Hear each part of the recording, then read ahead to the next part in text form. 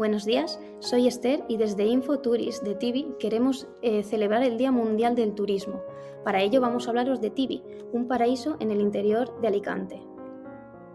Aquí podemos observar los temas que se van a abordar. En primer lugar, hablaremos de la localización y demografía del pueblo, de la geografía y clima de la zona, de su fauna y su flora, de la historia y patrimonio de Tibi y de su gastronomía. Finalmente, haremos un resumen de aquellos aspectos que convierten a Tibi en un lugar especial. Tibi, que en latín significa para ti, es un pueblo de 1.662 habitantes localizado en Alicante, en la Comunidad Valenciana.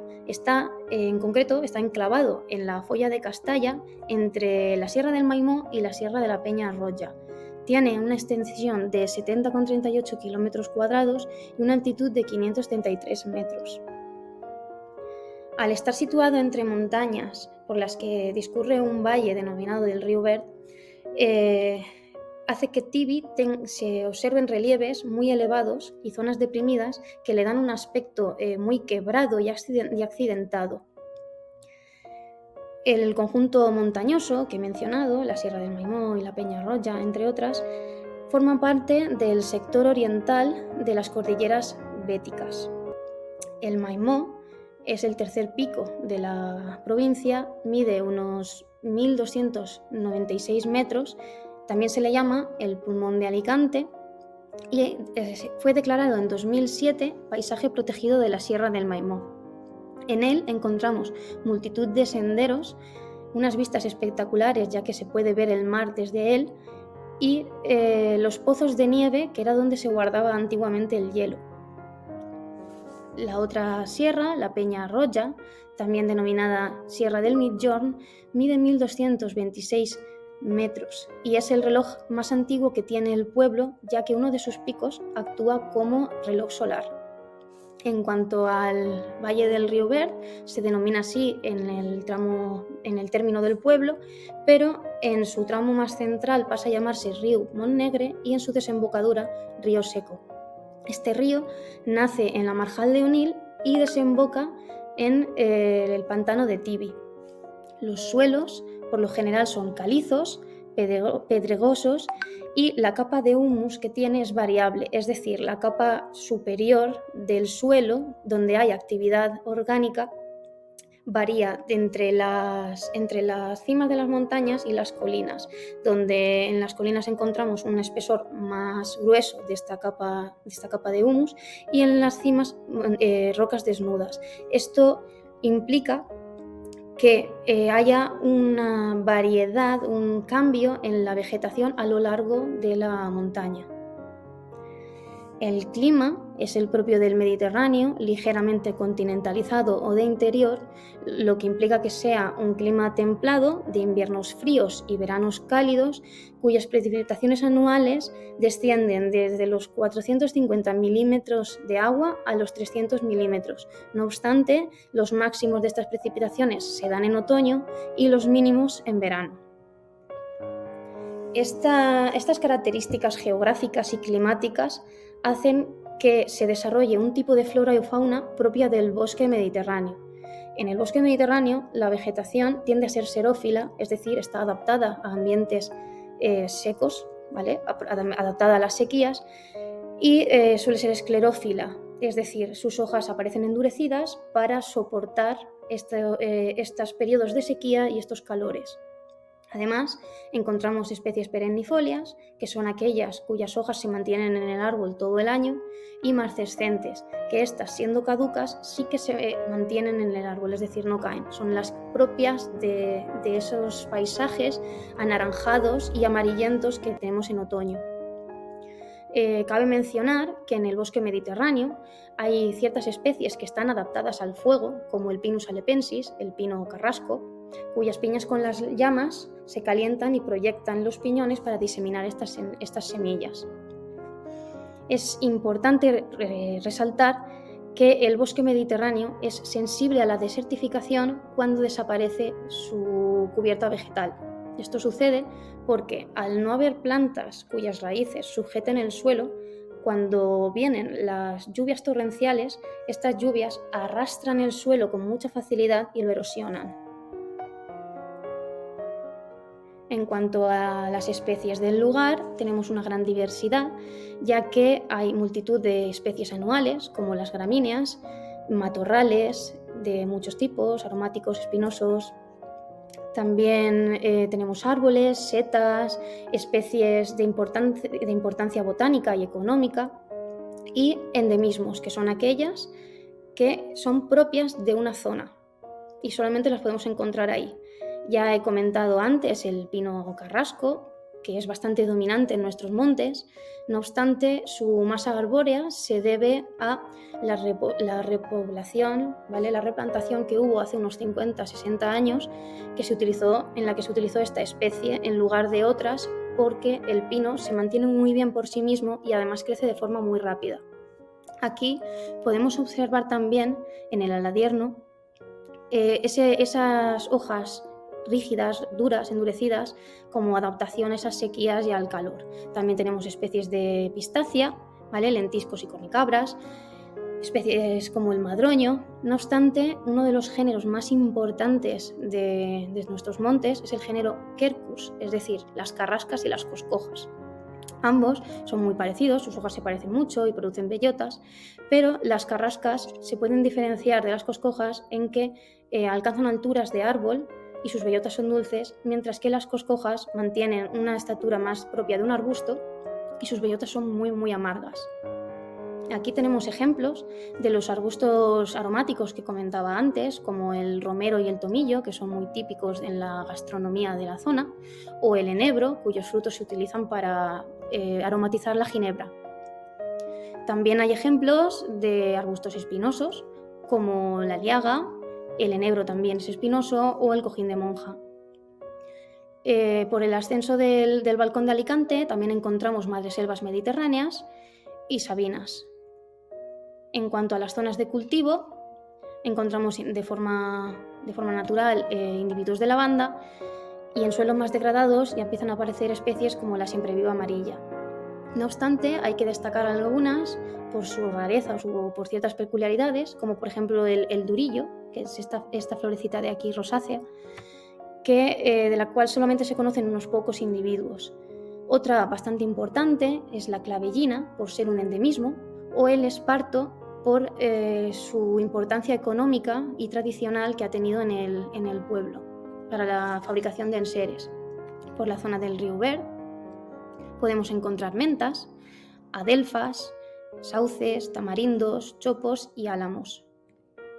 En cuanto a su fauna, comentar que es tan diversa como su flora. Encontramos en nuestros montes gran diversidad de artrópodos, sobre todo de insectos, que son muy importantes para la polinización, de arácnidos y otros como miriápodos. En zonas más húmedas podemos encontrar sapos comunes, el bufo.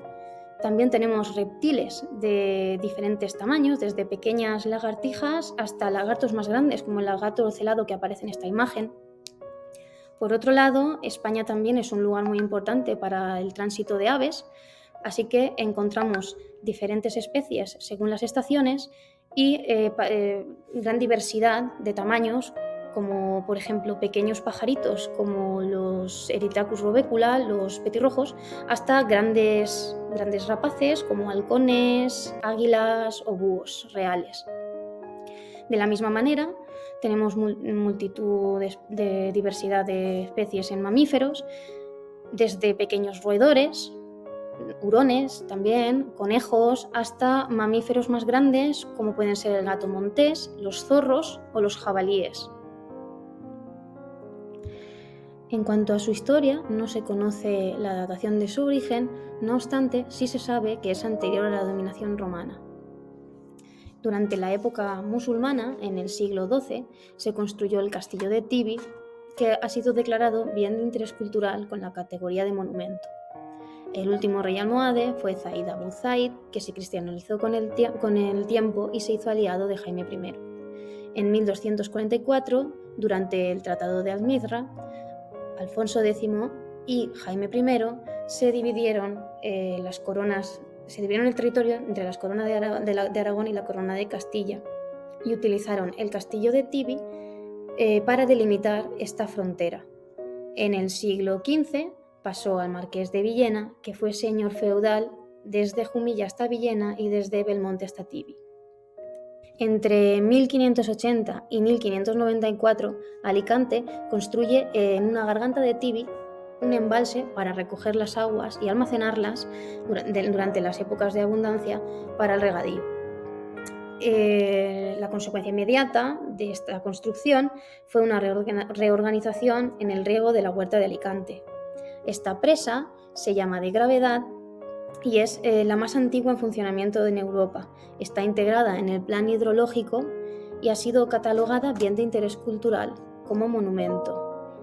Durante el siglo XVIII, el señorío pasa al marqués de Dos Aguas hasta su extinción en 1717.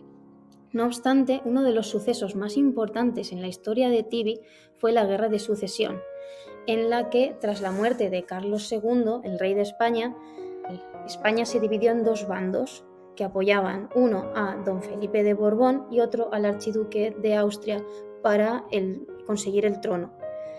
Tibi y el resto de poblados de su hoya fueron leales a don Felipe, de modo que cuando Felipe V se asentó en el trono, concedió muchos regalos a aquellos poblados que fueron fieles.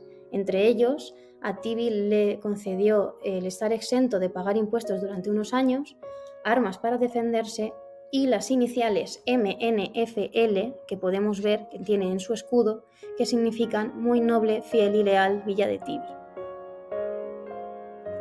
Además de estos bienes de interés cultural, el pueblo también tiene bienes de relevancia local, como lo son el santuario de la Santa María Magdalena, que es la patrona del pueblo, que se construyó en el siglo XV, y la iglesia parroquial del siglo XVI, también en honor a esta santa. Por otro lado, es reseñable mencionar que Tibi siempre ha tenido una relación muy especial con el agua, pues tiene una fuente natural llamada Luy de la Font. Desde esta fuente se llevaba el agua a través de unos túneles de una infraestructura hidráulica hasta el poblado. La primera fuente que había en el pueblo es la fuente de la Glorieta, construida en 1656 y que derivaba el agua al lavadero y a la acequia. En cuanto a sus fiestas, Tibi tiene una cultura festiva muy rica en tradiciones. En julio tenemos las fiestas patronales, que son en honor a la Santa María Magdalena. En enero están las fiestas de danza de reyes de moros y cristianos. Y el Mig Any, que anuncia la llegada de las fiestas patronales de julio. También en Semana Santa tenemos las fiestas de les Enramaes, en las que se cortan ramas de pino para decorar el pueblo para el Sábado Santo, que es cuando se celebra la Vigilia Pascual y tiene lugar la procesión del encuentro. También tenemos una romería que se da el sábado más próximo al 28 de noviembre, en la que se celebra el hallazgo de la Sagrada Forma Incorrupta. Por último, a finales de octubre, el penúltimo fin de semana, se da la feria tradicional de artesanía y oficios, en la que los oficios de la comarca muestran sus labores y productos típicos. En cuanto a su gastronomía, es la típica gastronomía de la zona del Mediterráneo, con guisos y platos típicos de la zona, como son el llegumet, la borreta, el gazpacho tibero, las pelotas o tarongetes en el puchero, arroces caldosos y secos como el que aparece en la imagen, que van acompañados con coliflor, con conejo, ajo, con pencas, caracoles, setas. También ingredientes muy importantes del pueblo son aquellos propios de los cultivos de la zona, como las almendras, las olivas y las ñoras. Por otro lado, en los hornos de leña se elaboran muchos productos típicos como las cocas a la paleta, de tomate, o los minchos como el de la imagen. También pasteles de boniato, toñas y rollitos de anís, de naranja, de vino. Para resumir un poquito este valor que tiene Tibi, se ha de reseñar que tiene mucho valor paisajístico, Pues su paisaje es representativo del bosque mediterráneo, como se ha comentado, tiene vistas de montaña y también de mar, ya que desde el Maimó, la Peña y otras montañas de alrededor se puede observar la costa. También hay mucha actividad deportiva, pues la gente viene a hacer senderismo, a hacer escalada, a hacer montañismo. Por otro lado, hay una alta biodiversidad, tanto de flora y de fauna, por lo que es un importante entorno natural. El poblado tiene tanto bienes de interés cultural como de relevancia local, una relación muy especial con el agua, fiestas de tradición histórica y una gastronomía muy rica, típica del Mediterráneo. Por lo que se puede decir que Tibi es un entorno rural que se debe proteger y también disfrutar. Aquí podemos ver la bibliografía utilizada para la realización de esta sesión. Y bueno, solo me queda decirles que muchas gracias por su atención y que cuidemos nuestro entorno rural.